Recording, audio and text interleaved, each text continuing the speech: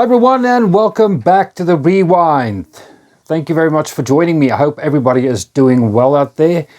Guys, first of all, I'd just like to say thank you very much for those of you who have subscribed to the channel. I really appreciate it. Those of you who have commented, I love reading those comments, getting back to you guys, having the conversations. It's great. Thank you very much for participating and helping me build this community. I really appreciate it. All right, so I think for this week's video, I wanted to do something a little bit different. I've been working on some other content as well, but I think I needed to do this one just to get it out there. So mainly what I do is I try to get out like once a week, go into the wild and go look for collectible items and stuff like that. It's something that I really get a lot of joy out of. Like a kid in a candy store, or when you're going to a toy shop. That's the kind of feeling I get when I go out to these specific places that I've gone to for years and just looking for collectible items or cool things that I can find. Yeah, and just saying that, I'll also have to carefully consider my options. I have a very limited budget when it comes to these things. And I also have to take petrol into account because it's become really ridiculously expensive to drive around in this country of ours. So you have to kind of weigh up the options. Is it going to be worth it? And the thing is, it's a little bit of a roll of the dice because you're not necessarily going to find the things that you were looking for. You might find other things or you might find nothing. So there's always that. So it's always a gamble at the end of the day. You've got to like weigh up the options. At the moment, I'm a little thin on stock, so I like to go out and just go see if I can find anything cool. Yeah, and the last 2 weeks have been pretty good. I've found a lot of treasures. You can see there's a little bit of a gap there in my shelf over there, but I'll explain in just a few minutes what's going on here. I'm doing a little bit of reconstruction in my little man cabin, but I'll tell you guys all about that. I do apologize for the headgear. We're moving into winter. It's slowly creeping up on us, and it's pretty cold out here, so that's why I have to wear this. Keep the head and the ears warm. So I like to go to places where I can find good value for money, where things are probably a little bit more undervalued than it actually should be. So, and the most important thing about this is just having the knowledge to know what things are worth in that respect. So like I said, I do a little bit of reselling on the side, just the kind of cool stuff I find that I don't want to keep. So I'll just pass it on to other collectors and pretty much just use the money to increase my own collections, pretty much. So that's pretty much where I'm coming from. So yeah, like I said, the hunting is one of the funnest things for me to do. Just go head out for a morning and just go stop at all the places where I usually go and just go see if I can find something really interesting. So like I said, you know, it's not always a guarantee that you're going to find anything. So you have to use your own initiative on that. So I was actually going to look for some more PlayStation games. So I went to a few stores and yeah, I found some good stuff actually, and at a very, very, very good price. So yeah, at the charity shop, I managed to find myself a PlayStation 3 remote. I did a video about the PlayStation 3, so I actually found a official PlayStation, the 6-axis controller with a charging cable. This thing was absolutely filthy. It was in the bottom of a box. I took one look at it and I told the guy, you know what, how much does he want for this thing? He couldn't test it, obviously, so he had to like give me a good price on it. And at the same store, I couldn't believe this, I found Brutal Legend, PlayStation 3 game. This is actually voiced by Jack Black, and it looks really interesting. I only played a little bit of it. It's like a bit of a role-playing beat 'em up. This was a good find. Very good find. All right, so I walked into this one store and I was looking for other things, and like I said, sometimes you are surprised by the kind of things that you find. So they had this massive shelf of DVDs sold at next to nothing.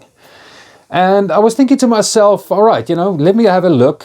If they have some really decent titles, I might buy some. And it turned out they had a whole lot of great DVDs. And The thing is, if you're a movie lover, right, and you're looking for a very cheap way to sort of build up a collection, DVDs right now is the way to go. I think you can accumulate an unbelievable amount and a diverse amount of DVDs of all types of different awesome forms that was released on DVD for next to nothing.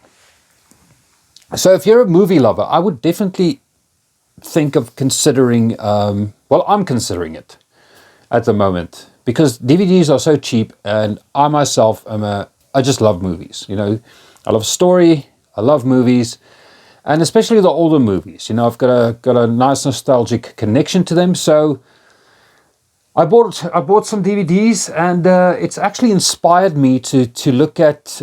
That's why I'm doing a little bit of reconstruction in the cabin. I want to actually dedicate this entire wall to DVDs. So I'm going to try and collect as many awesome, great movies as I can, and sort of try and replicate the DVD stores of back in the late 90s and early 2000s. So just sort of, and that'll be really cheap to do. It's just basically going to cost me a little bit of manual labor. And yeah, I just need to get enough DVDs to sort of fill the shelves. All right, so now DVD players were really expensive when they first came out. DVDs pretty much replaced the old VHS. I did a video about that with the VHS and how dominant it was at a certain stage. But DVDs started overlapping, and DVD players became cheaper. More and more people could afford them, and they started buying more and more DVDs. Also with the video stores, the VHS stores, they sort of slowly started converting into DVD stores and pretty much replaced the old videotapes.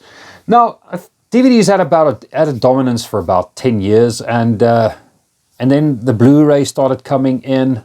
Blu-rays were very popular for about a half a decade. And once again, Blu-ray players were expensive. Not many people had them. So the DVD market was still alive at that point. And then the 4K came in. And the 4K had a brief moment in the sun. And then streaming services hit, being popularized obviously with the pandemic in 2020, where nobody could go anywhere and they pretty much had only the streaming services to rely on for entertainment.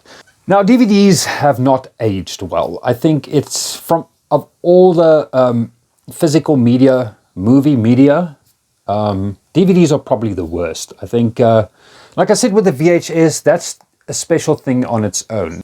The quality isn't great, but that's what it was back then. And that sort of has that nostalgic factor connected to it. DVDs are probably not the best way to experience your favorite movies. I'd rather go for a 4K or a Blu-ray, or even streaming services have better resolution, and yeah, it's just much better on other mediums. But the thing about the DVDs, because they are so cheap, and the way I see it at the moment is the fact that I loved movie posters back in the day. Great cinematic movie posters. And the thing is, you had about 4 in your room, and your whole room would be covered. So they were massive, and it's one thing that is sort of, I don't want to say phased out, but it's sort of disappearing now. The movie poster, even with the streaming services, when you pick the kind of movies, there's a thumbnail rather than a movie poster, and I sort of, I really miss the movie posters. But here's the thing with DVDs, because they are so cheap, it becomes a perfect way to preserve a movie poster in a very, very small way. And that's why I think it will look really cool as a collection to put in like these shelves and sort of, have the movies displayed in all their glory. If these work, I don't think it matters that much, unless you want to watch it, of course. But I just think it looks very nice, aesthetically very pleasing. All right, so let me just, I'm going to run through about a few movies that I found on the pickup, just to sort of show you guys what kind of stuff you can find out there. And I know it's not a new thing, people collecting DVDs, but if you haven't looked into it yet, it's a really fun hobby at this point. And The barrier to entry is very low. You can really, with just a couple of bucks in your pocket, you can start up a collection. And I think, you know, for me at the moment, what's a really attractive prospect of this, because I have like a stack of DVDs already that I've sort of collected over the years, and just sort of, I never got rid of it because it was an easy thing to pack up and move with. For the last 2 decades, I've been moving a lot. And yeah, that's why I can't really sort of keep the VHS tapes.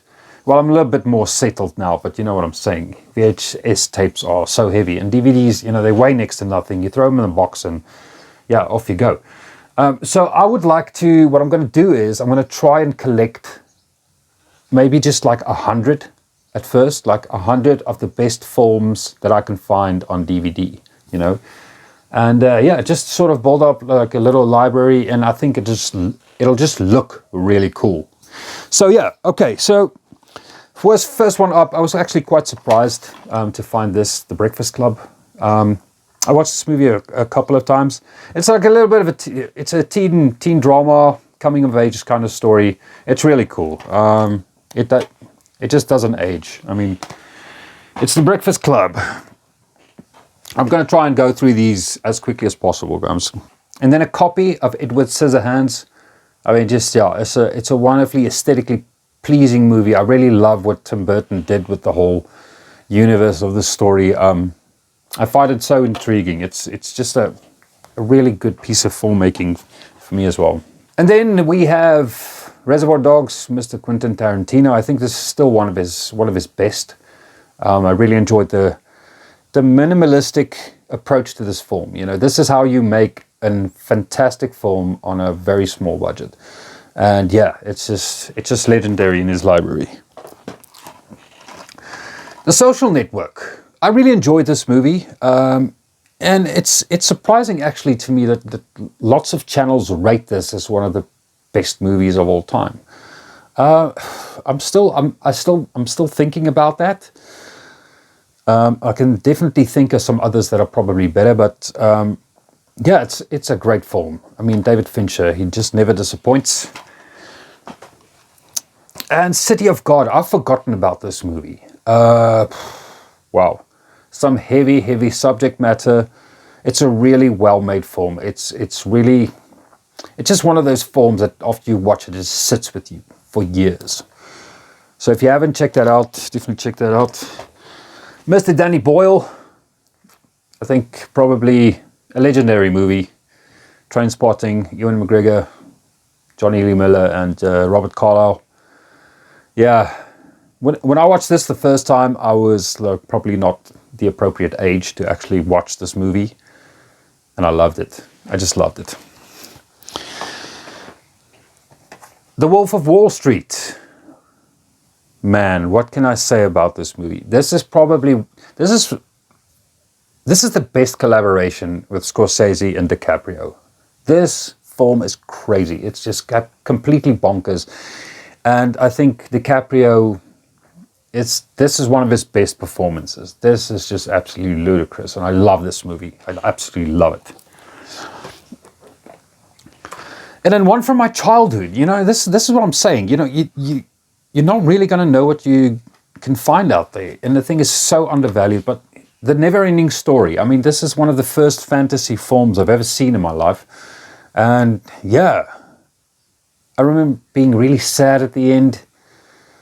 And yeah, The Never-Ending Story. I mean, what a find. And it's still got this, you know, they used to release the DVDs in these cardboard box casings, you know, because most common ones for us are the plastic ones. You know, we don't really get the hard bind. So this is quite interesting, and I mean that's a piece of my childhood right there. So nostalgia overload, boom. And then I found this copy of Scarface, Mr. Al Pacino, Tony Montana. Yeah, this is a crazy movie. I think Pacino is really good in this. It's still sealed, actually, and that's another thing. You can still pick up a lot of DVDs that are sealed, you know, which I think is pretty cool, just to preserve it. You know, you can obviously crack it open if you want to watch the movie, but I just like to keep it like that, you know, because there's something really interesting about that. I mean, a Scarface DVD, still sealed. So whoever owned this never watched it. I mean, how can you not watch Scarface? Anyway, all right, and last one, I was really actually surprised, and I'm really happy I found this movie. The first Saw movie, I do have a copy of this somewhere. I think my brother still has it in his DVD collection, that I think I imported from Germany back when the film came out. It wasn't available for a long time in South Africa. We had to wait quite a while to get it, so I couldn't wait. I think this is just James Wang and Lee Wynell wrote the script for this thing. You know, I think from a filmmaker's perspective, from an indie perspective, from making a movie with little to a very small budget. You know, it's just one of those films that just stand out. Yes, it's very violent and has spawned a and it's spawned multiple sequels with just completely drenched in blood. And the first Saw is just really what stands out for me. It's brilliant. It's actually a very, very clever script. It's brilliant filmmaking, and I think that's why the Saw became a franchise. It's because of this movie. You know, it just shows what you can do with very little, and if you have a very good storyteller, it just shows you that you can make a fantastic movie. Yeah, so I got some other DVDs here that I've had for an incredibly long time. And like I said, just sort of kept them over the years, and I'm really thinking about increasing my DVD volume, especially because it's so cheap, and I am always looking for a way to display and sort of commemorate great filmmaking. All right, guys, so that's pretty much it for today. I need to get back to installing the shelving. And hopefully I'll have it done by next week. So hopefully I can show you guys what it looks like. So yeah, guys, that's just a creative idea that, you know, things you can do with old DVDs, sort of display it, make like a DVD wall, something like that. So yeah, it's I think it's quite interesting, and it's quite a cheap collection to get going. All right, yeah, guys, if you enjoyed the video, please drop me a like, please comment, tell me which movies you would add to your collection, and subscribe if you have not already done so. If you have, I want to thank you very much for that, and guys, thanks very much for joining me this week. I hope you have a great week. Take care of yourself, my friends, and I will see you again on the next video. Cheers. Copy of Edward Scissorhands, and then a copy of Edward Scissors, and then a copy of Edward Scissor. This has become a very interesting way to preserve the movie poster, you know.